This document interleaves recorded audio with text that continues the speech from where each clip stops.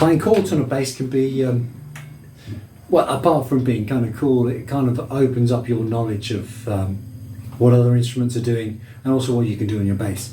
So I just wanted to have a little look at triads. A triad is a 3-note chord. So let's say the key of G.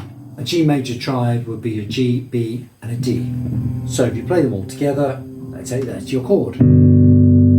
G minor triad would be a G, a B flat, and a D.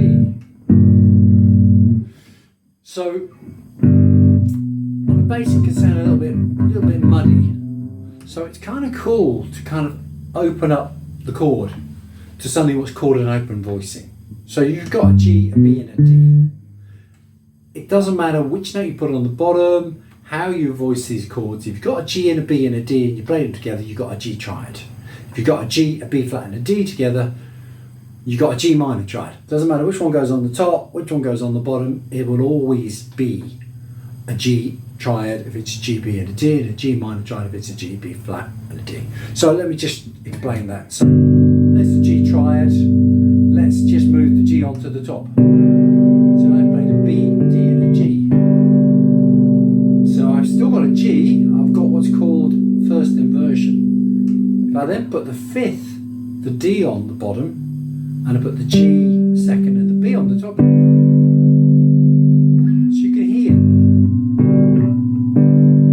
those are all G chords.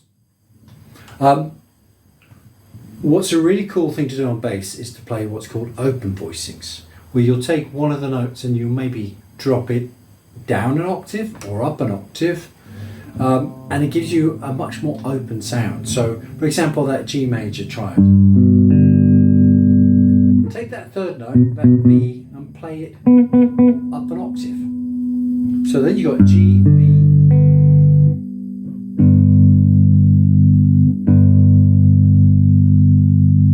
same with the G minor. So take that third and play it up an octave. Oh, sorry, I'm cheating now. I'm actually playing it. There we go. Let's play this one.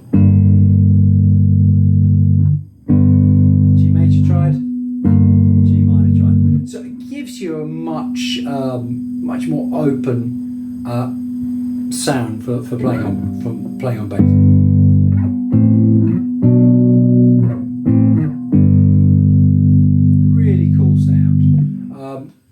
Something you'll find in classical music a lot. I'm sure most people know this song.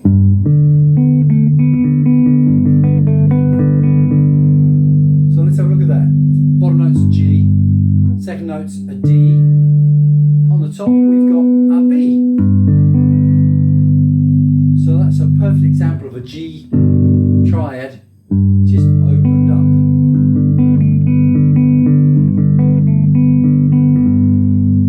Second chord.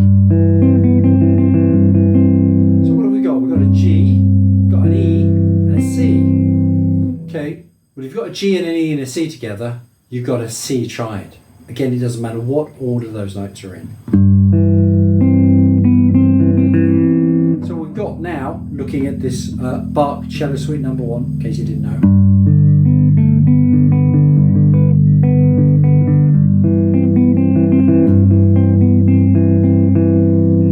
Staying in one place and the chords are moving. Then it goes to a some sort of dominant chord. We're not going to get into that today. We'll save that for another video. And then it's back to a G. So we got this lovely line.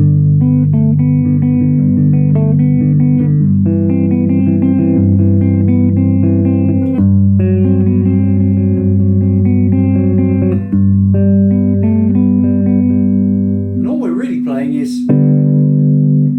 G major, C major, it's some kind of D actually, but it's still got a G in the bass.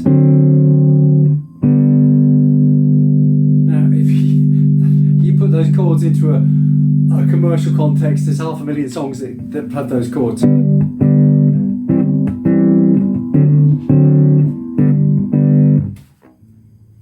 So think about triads. Think about the fact that you don't have to play a root on the bottom. You can move the notes around, you can open up the voicings,